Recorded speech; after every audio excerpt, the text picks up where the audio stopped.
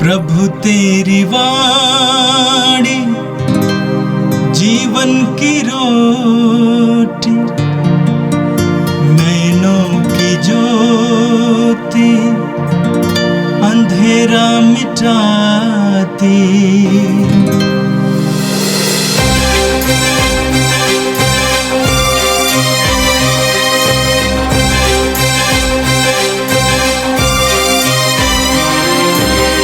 प्रभु तेरी वाणी जीवन की रोटी, नैनों की ज्योति अंधेरा मिटाती। प्रभु तेरी वाणी जीवन की रोटी, नैनों की ज्योति अंधेरा मिटाती। वाणी वाणी वाणी वाणी वाणी पवित्र है, शाश्वत है, जीवन का मन्ना है। 1 सितंबर बृहस्पतिवार। पहला पाठ कुरिन्थियों के नाम संत पौलुस का पहला पत्र, अध्याय 3, पद संख्याएं 18 से 23। कोई भी अपने को धोखा न दे। यदि आप लोगों में से कोई अपने को संसार की दृष्टि से ज्ञानी समझता हो, तो वह सचमुच ज्ञानी बनने के लिए अपने को मूर्ख बना ले, क्योंकि इस संसार का ज्ञान ईश्वर की दृष्टि में मूर्खता है। धर्म ग्रंथ में यह लिखा है, वह ज्ञानियों को उनकी चतुराई से ही फंसाता है, और प्रभु जानता है कि ज्ञानियों के तर्क वितर्क निस्सार है। इसलिए कोई भी मनुष्यों पर गर्व न करे। सब कुछ आपका है, चाहे वह पौलुस, अपोल्लो अथवा कैफस हो, संसार हो, जीवन अथवा मरण हो, भूत अथवा भविष्य हो, यह सब आपका है। परंतु आप मसीह के और मसीह ईश्वर के हैं। यह प्रभु की वाणी है। संत लूकस के अनुसार पवित्र सुसमाचार अध्याय 5 पद संख्या 1 से 11 तक। एक दिन यीशु गेनेसरेत की झील के पास थे। लोग ईश्वर का वचन सुनने के लिए उन पर गिरे पड़ते थे। उस समय उन्होंने झील के किनारे लगी 2 नावों को देखा। मछुए उन पर से उतरकर जाल धो रहे थे। यीशु ने सीमोन की नाव पर चढ़कर उसे किनारे से कुछ दूर ले चलने के लिए कहा। इसके बाद वह नाव पर बैठकर जनता को शिक्षा देने लगे। उपदेश समाप्त करने के बाद उन्होंने सीमोन से कहा, नाव को गहरे पानी में ले चलो और मछलियां पकड़ने के लिए अपने जाल डालो। सीमोन ने उत्तर दिया, गुरुवर, रात भर मेहनत करने पर भी हम कुछ नहीं पकड़ सके, परंतु आपके कहने पर मैं जाल डालूंगा। ऐसे करने पर बहुत अधिक मछलियां फंस गई और उनका जाल पटने को हो गया। उन्होंने दूसरी नाव के अपने साथियों को इशारा किया कि वे आकर हमारी मदद करो। वे आए और उन्होंने दोनों नावों को मछलियों से इतना भर लिया कि नावें डूबने को हो गई। ये देखकर सीमोन ने यीशु के चरणों पर गिरकर कहा, प्रभु, मेरे पास से चले जाइए, मैं तो पापी इंसान हूँ। मछलियों के जाल में फंसने के कारण वह और उसके साथी विस्मित हो गए। यही दशा याकूब और योहन्ना की भी हुई। वे जबेदी के पुत्र और सीमोन के साझेदार थे। यीशु ने सीमोन से कहा, डरो मत, अब से तुम मनुष्यों को पकड़ करोगे। वे नावों को किनारे लगाकर और सब कुछ छोड़कर यीशु के पीछे हो लिए। यह प्रभु का दिव्य सुसमाचार है। क्रिस्त प्रभु की जय। प्यारे भाई और बहनों, आज पहला सितंबर है, सितंबर महीने का पहला तारीख, और आज से 8 दिन बाद माँ मरियम की जन्म दिवस मनाया जाता है। परंपरागत जब मैं बच्चा था, मैं अपने दादी के साथ चर्च में जाते थे। हमारी परंपरा के अनुसार 8 दिन का उपवास किया जाते थे, और माँ मरियम के जन्मोत्सव मनाने के लिए परिवारों में हम बच्चों से लेकर सब लोग विशेष रूप से उपवास, प्रार्थना और दान ये सब करते थे। माँ मरियम की आदर में उनका जन्मोत्सव मनाने के लिए आज हम उस दिन शुरू करते हैं। आज के प्रथम पाठ में हम पढ़ते हैं कुरिन्थियों के नाम पौलुस का पत्र। इस पत्र में पौलुस 2 मुद्दों पर चर्चा करते हैं। पहला मुद्दा यही है कि दुनियावी ज्ञान और ईश्वरीय ज्ञान। पौलुस लिखते हैं कि ईश्वर के सुसमाचार की मूर्खता द्वारा विश्वासियों को बचाना चाहा। यहूदी चमत्कार मांगते हैं, यूनानी ज्ञान चाहते हैं, किंतु हम क्रूस पर आरोपित मसीह की घोषणा करते हैं। यहूदियों के लिए विश्वास में बाधा है और गैर यहूदियों के लिए मूर्खता। संसार जिसको मूर्खता समझते हैं वो है यीशु का क्रूस, और ये क्रूस पर अपना प्राण देकर और सबों के सामने अपमानित होकर क्रूस पर मरे हुए यीशु हम समझते हैं ईश्वर का ज्ञान है। पौलुस इस पर जोर देते हैं। संसार की दृष्टि से वही सफल है जिनके पास बहुत पैसा है, सत्ता है, और उनका प्रमोशन होता है। उनके कहने पर पूरे दुनिया शायद बंद हो जाता है, नाचने लगता है।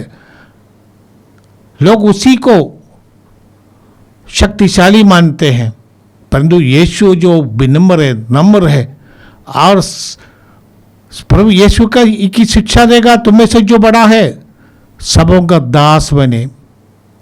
प्रभु ने स्वयं अपने शिष्यों का पैर धोकर इस नमूना दिखाया किस तरह सेवा करनी चाहिए। इसे पौलुस कहते हैं संसार की दृष्टि से जो ज्ञानी समझा जाता है वो सचमुच में ज्ञानी नहीं है। उनका ज्ञान मिट्टी का ज्ञान है, वो समाप्त हो जाती है। ईश्वर ने हमें इतना प्यार किया कि अपने एकलौते पुत्र को हमारे लिए अर्पित कर दिया, क्रूस पर अर्पित कर दिया। यही ईश्वर का ज्ञान है, और उसमें हम कहते कुछ खो देने से हम पाते हैं। हम सेवा करने से ही हम संसार में परिवर्तन ला सकते हैं। हम हमारे जीवन से दूसरे लोगों के लिए जीवन में कुछ परिवर्तन आ जाए, कुछ विकास आ जाए, इसलिए हमारे जीवन धन्य होते हैं। ये नहीं है कि हम खाए पिए मोटे हो जाए, या हमारा अच्छा मकान बने, या हमारे पास 10 गाड़ियाँ हो। हमारे कहने पर लोग हमारे नाम लेकर लोग डरते हैं। ये संसार की दृष्टि से है, ईश्वर की दृष्टि से ये नहीं है। ईश्वर की दृष्टि से है आत्मा का अभिषेक, ईश्वर के दृष्टि से है प्रार्थना और आत्मा का अभिषेक, आपसी प्रेम, मेल मिलाप, क्षमा, ये सब ईश्वरीय ज्ञान से प्राप्त होती है। पौलुस इसलिए अपने लोगों से, कुरिन्थियों के लोगों से जो ज्ञान के पीछे जाते, क्योंकि वो यूनानी है, इतना ही नहीं वो सोचते कि हम गगरे बातों को समझ देते हैं। इसलिए कहते हैं आप ईश्वर की दृष्टि में ये सब मूर्खता है।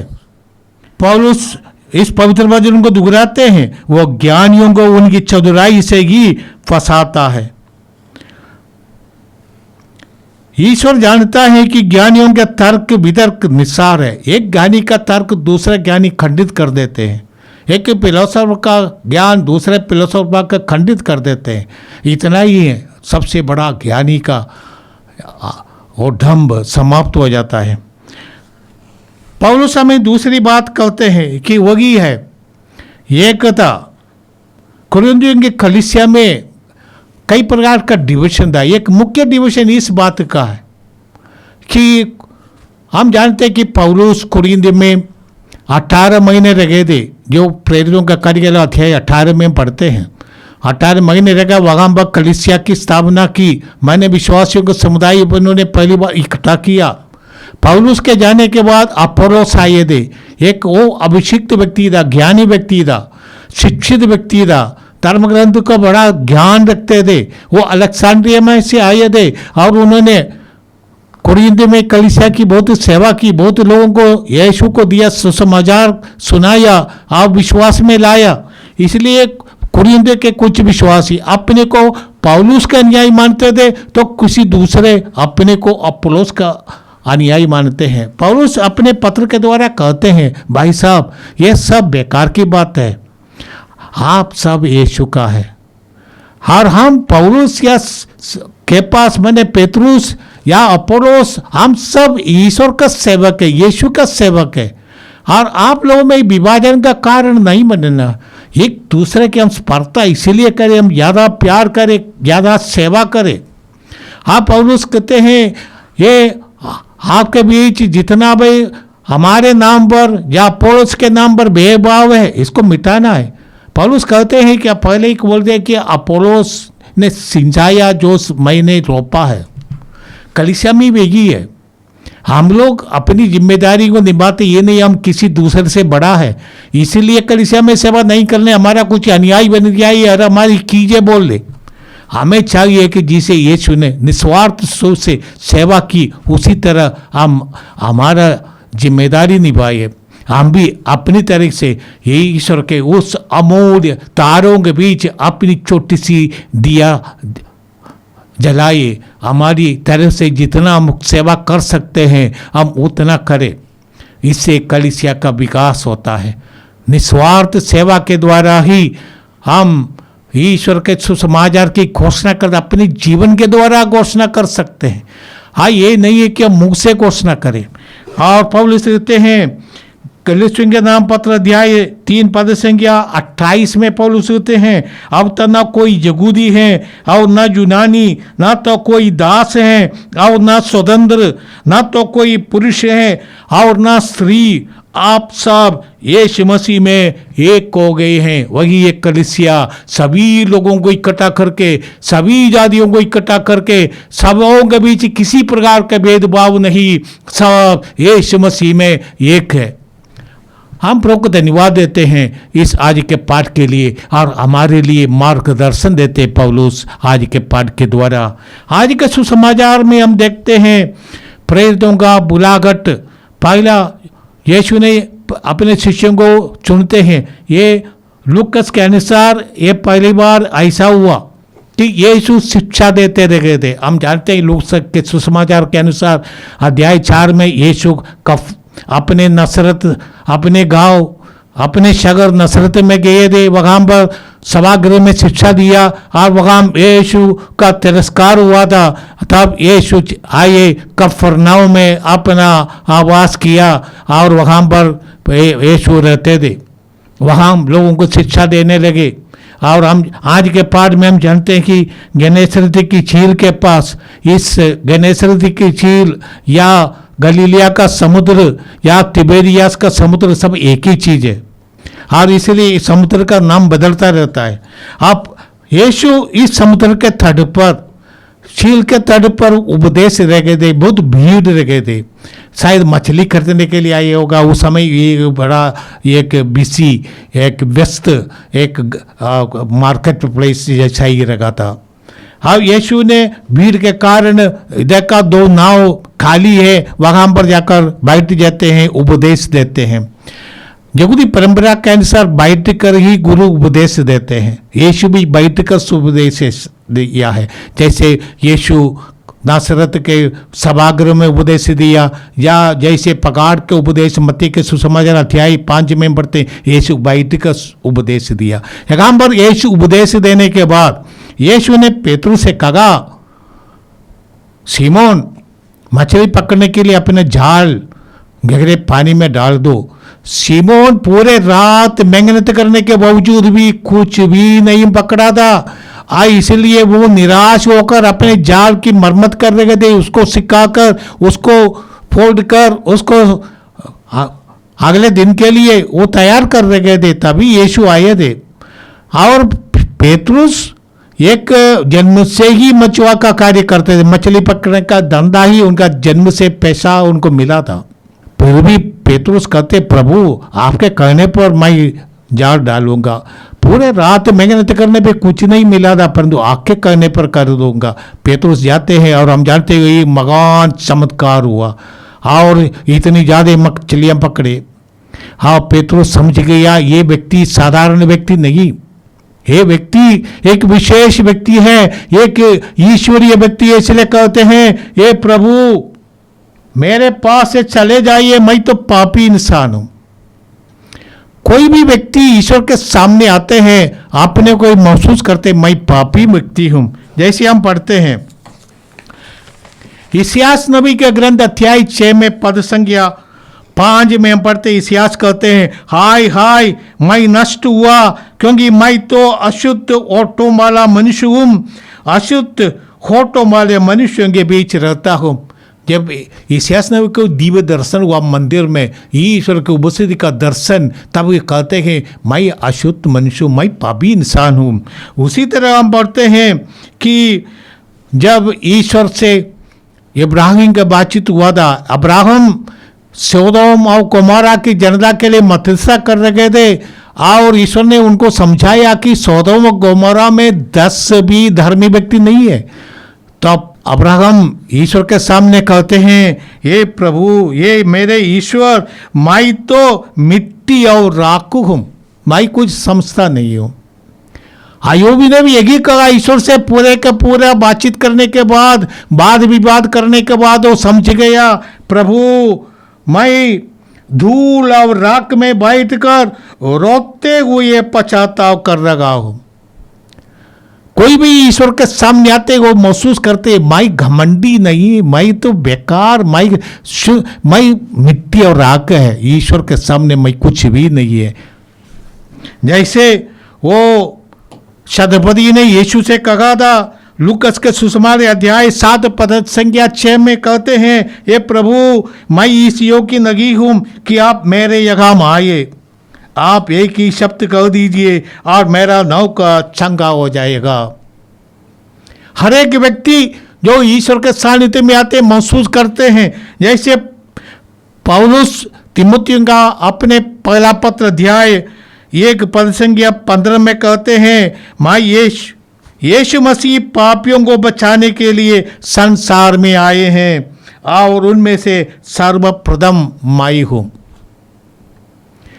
प्रभु यीशु के सामने आकर हम भी ये महसूस करते हैं, प्रभु तुमने हमें इतना प्यार किया, तुमने हमारे लिए इतना क्रूस का कष्ट उठाया और हम अभी भी कृतज्ञ नहीं है। तुमने हमारा पाप का बोझ अपने ऊपर उठाया और हमारे पापों के लिए प्रायश्चित किया प्रभु। इसलिए ये प्रभु हम तेरे सामने आने के लिए योग्य नहीं है। प्रभु ने कहा कि जो मुझे प्रभु प्रभु कहकर पुकारते हैं वो ईश्वर के राज्य में प्रवेश नहीं कर सकते, परंतु जो ईश्वर की इच्छा पूरी करेंगे वही ईश्वर के राज्य में प्रवेश करेंगे। आज के पाठ से हम ये पाठ पढ़ते हैं कि जब हम निराशा की स्थिति में, जैसे पेतरुस निराशा की स्थिति में थे और यीशु उनके जीवन में आ गया और उनका जीवन बदल गया। जब हम ईश्वर के सानिध्य में आते हैं, ये ईश्वर हमारे जीवन में महान कार्य करते रहेंगे। पेतरुस ने प्रभु का आदेश का पालन किया और उसने संसार की दृष्टि से मूर्खता है कि दिन में जाकर मछली पकड़े, पूरे रात में एक भी नहीं पकड़ने वाला, कुछ पकड़ नहीं सकता है, संसार के दृष्टि में मूर्खता है, पर भी उसने माना ये व्यक्ति विशेष व्यक्ति है और उनके आदेश पर जाकर वो मछली पकड़ लेते हैं। पेतरुस ने प्रभु को अपना नाव दे दिया, वो तुच्छ है, वो भी गंदा है, मछली पकड़ने वाला का नाव है। प्रभु ने उसका इस्तेमाल किया और पेतरुस के जीवन में महान कार्य हुआ। जब हम अपनी तुच्छ उपकार ईश्वर को देते हैं, यीशु उसको अपने कृपा का माध्यम बना देते हैं।